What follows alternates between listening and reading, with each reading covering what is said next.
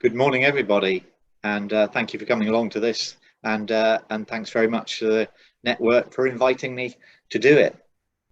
So I'm going to tell you about a little event we've just had this weekend, but I thought it probably makes sense to first of all tell you just about us because we are very used to the fact that not everybody has heard of Richard Jefferies, surprisingly. So we're a tiny little museum near Swindon, and we are the museum of a nature writer from Victorian times. If you do your maths quickly, you'll see he actually died when he was 38, 39. So he didn't live a huge amount of time, but he did write an absolutely huge amount about all manner of things to do with the countryside. Um, and it was all this, the rolling sort of Wiltshire Downs was where he was born and bred. And that quote is from one of his books. What's your family then? You should be so grand. You're descended from lardy cake. So his grandfather was actually a baker in Swindon and was known as Old Mr. Lardy. He was famous for his lardy cakes.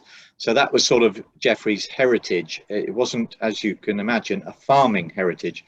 And in actual fact, his father didn't really want to be a farmer at all, which is probably why Jeffreys ended up being a writer rather than a farmer. This is the farmhouse, which is now the museum. This picture was actually taken in about 1900, obviously slightly after Jeffrey's day, but obviously, you know, sort of fair representation of probably how it looked when he was around.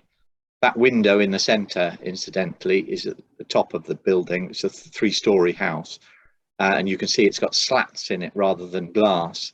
That was the cheese room. So it was a dairy farm and they kept their cheeses up in that room. So there was no glass. They just had these slatted windows on either side to let the air flow through. I can't believe it stopped the smell of cheese pervading the rest of the house, but obviously kept them cool. And this is it today, or more today, with that rather splendid running gear from a wagon that we acquired. But you can see the house and cottage in the background, and then some of the buildings from the original farm. And Jeffreys, he basically grew up around this area. It's on the edge of a lake, a man-made lake that was actually constructed to feed the canals, and then went on to feed the railways when they landed in Swindon. And this was Jeffreys' playground. His elder sister, when he was 3, had a sister who was 5, and she was killed by a horse out on the road. And as you can imagine, that sort of devastated the parents. And poor old little Richard was left to his own devices to a huge extent.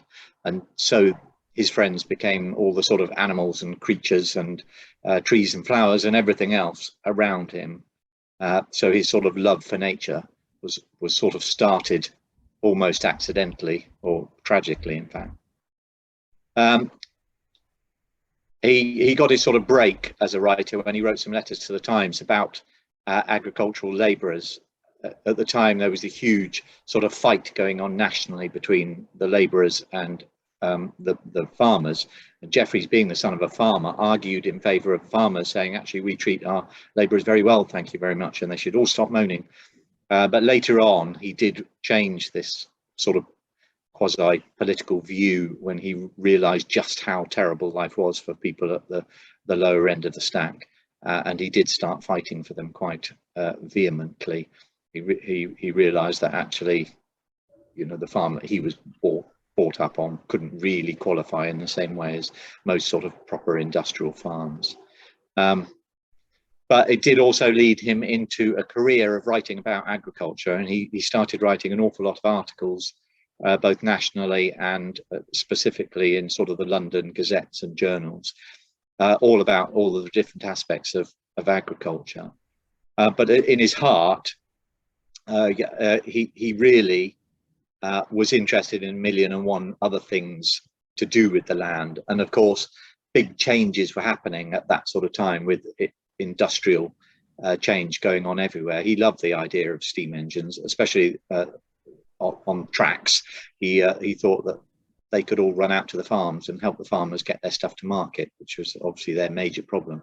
Unfortunately, as we know, the trains had a different idea. But part of that love led him to actually sort of tying up with a local gamekeeper, and this is the house where the gamekeeper lived nearby Swindon, and he sort of shadowed Benny Blaylock, the gamekeeper of the local estate, and learnt all the ways of both sides actually of the gamekeeper's job. So he wrote a book called the Gamekeeper at Home, and then he wrote another book called The Amateur Poacher, because he learnt all the nefarious trades that the gamekeeper knew about. Obviously, I couldn't possibly say the gamekeeper indulged in, but did know about.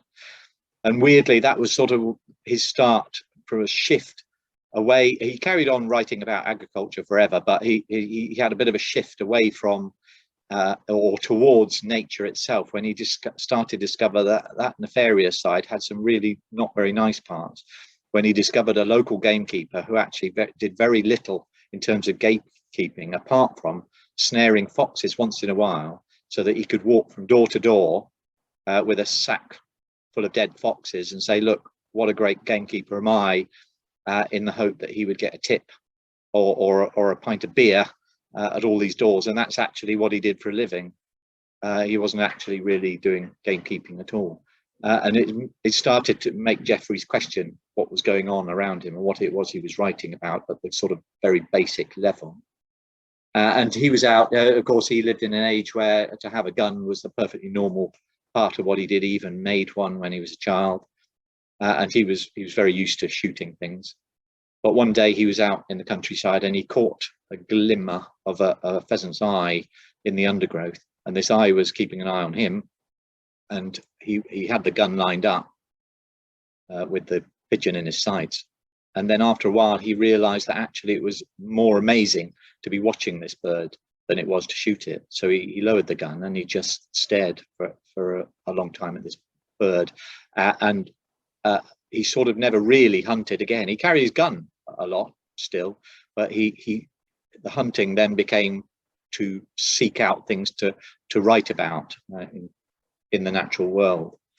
But the natural world and Jefferies, and this, in a way, this is what makes Jefferies unique. He was not a naturalist.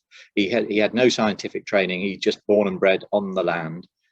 And of course, a huge amount of the wildlife he was talking about was that you would associate with human industry. So inevitably it was led by that, but it did lead to the wild things that were on the land as well as the sort of agricultural side of it, of course. And that then sort of took him, even though we think of him still as a nature writer, a huge amount of what he wrote really, and this is the USP, if you like, of Jefferies, it was about the people. It wasn't just about the flora and fauna. It was about our relationship with the land, and that's what makes his book sort of fascinating in a way. And that led right to sort of very modern ideas really. And like I said earlier, that the realization of just how much poverty there was in the agricultural world and how despicable it was, especially as he knew that nature could actually provide in its abundance for everybody. And he started to have very, very different political views, realizing that if only there could be a bit more sharing, actually everybody could be taken care of by the land. But that also led to a different side of understanding of nature, and again a very, very modern message. He essentially predicted the end of humankind, not strictly, but so small numbers of people were left behind after nature decided to take over. There was some unwritten apocalyptic event in this book after London, and nature took over.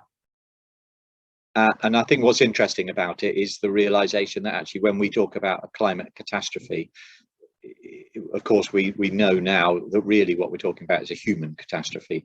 And Jefferies saw that very clearly. He describes in fantastic detail how nature just reclaims everything without giving a second thought to humanity. It really doesn't care about us, and we need to build that relationship. So the idea of nature taking over, of course, we see now is this very modern sense of rewilding. This is the Knepp estate, which of course has these bucolic, idyllic scenes going on out there now. I'm sure it's not quite as lovely as it might appear in that photo, but the principles are there and have been there for a long time, that actually nature does know quite a lot about how to look after itself and us if we let it. And then that very idea, if you like, has carried on through some of the sort of legacy sides of Jefferies ever since. I say he's not so well known now, but he was a huge name once. But down at the bottom there, that book Annihilation, and that's probably a bit hard to read, written by an American sci-fi writer, Jeff Vandermeer. That was a Netflix film a couple of years ago, and it is inspired by this idea of after London, with some sort of strange form of nature taking over the globe. And above that, the Proms a few years ago, the BBC commissioned a special piece as the opening piece for the Proms, and it was based on a Jefferies book. And we've had Tony Robinson and all manner of other people coming to the museum when they sort of stumble across something to do with Jefferies. In Tony Robinson's case, it was when he was doing his walks, and Jefferies sort of rediscovered the ridgeway that runs across the south of the country. He didn't really rediscover it, he just identified what it probably was, and probably was just somebody who happened to write about it in a fairly public way. And you know, more recently we had James Braxton from the Antiques Road Trip come to the museum. And I'm not sure who that bearded chap is there on the other side of the door, probably best left undone. And Jefferies, even today, he has, we during lockdown, I had the opportunity to actually put together a more, should we say, modern book about Jefferies, and Monty Don very kindly wrote a foreword for it. But you can sort of understand why Monty Don might be a Jefferies fan, because it is all about that relationship between us and the land, which Monty Don, like us, can see is actually a very, very important thing today. Well, as he says, never been more pertinent to the way we live. And the nature writing side of it itself is also sort of part of the legacy. So increasingly, as we talk more and more about the land, if you like, and we see more and more nature writers, more and more of them refer back to Jefferies. And Richard Maybe sort of sums it up, really. He talks about this one stunning statistic, a 5-mile mass of crows, amazingly. So the very idea that you could have a murder of crows 5 miles long flying over you today, or the insects that were constantly humming in the fields, or all those moths that don't hit our windscreens anymore, and how everything has essentially changed since Jefferies' time, which Richard Maybe says Jefferies sends us a message in a bottle because he warns us that this is what's will happen if we don't actually get a grip on our relationship with nature. And sure enough, you know, that's exactly what we see. But that is I'll go back to that side. That book there in the centre, The Wildlife in a Southern County, is actually cited in the Oxford English Dictionary as the earliest example in that dictionary of the use of the phrase wildlife in the nature context. So I don't think for a minute that Jefferies sort of conjured it up out of thin air and said from now on it should all be called wildlife. But he certainly, this is his own words in his diary, he knew he had to explain why he'd used the term wildlife, because he didn't want to make people have false assumptions about what the book was about. But really, wildlife just meant, in those terms, it meant outside civilization. And what he was trying to get across was that you didn't have to go off to Africa or sail the 7 seas in order to explore or enjoy wildlife. It was here on our doorstep. And this, again, is sort of this is the book that we produce.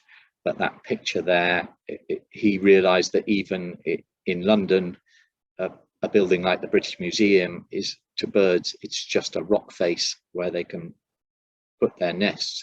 So he just made us very aware that nature was actually there right on our doorstep. We did not have to go far afield to see wildlife. And this is the museum today, talking of wildlife. you can see it's the thatch cottage on the right, and then the part on the left actually is the newer part. That's the extension, weirdly, but and it does obviously have an inside. In the attic is described as being home to all manner of agricultural stuff. I won't tell you how we got that plough up the stairs, but it is all full of junk. I'm not sure about the spooky boy on the bed, but everybody tells me that they love the spooky boy in the bed, so we keep him there. And we have in the outbuildings, we have various, I wouldn't call it a cohesive collection, it's more of a random collection. A lot of it has come from the old Agricultural Museum in Swindon, which sadly burnt down a few years ago. But even the collection as it was in that museum was also not a cohesive collection. It was a sort of random hodgepodge, but nonetheless, you can see we've sort of hung them a la gallery to sort of make it just into an interesting thing rather than trying to tell too clever a agricultural story. And here we are living the Jefferies life a little bit with our vegetable gardens and etc. out the back. We have events for children at Christmas and every other time throughout the year. We have school visits all the time. We have music. We have music every week, actually. And that leads us beautifully on to our steam and cream teas weekend. You'll be glad to hear, after I've droned on all this time about Jefferies, that actually I'm just going to show you a 3-minute video, if it works, which will hopefully sort of give you the spirit of what our weekend was about.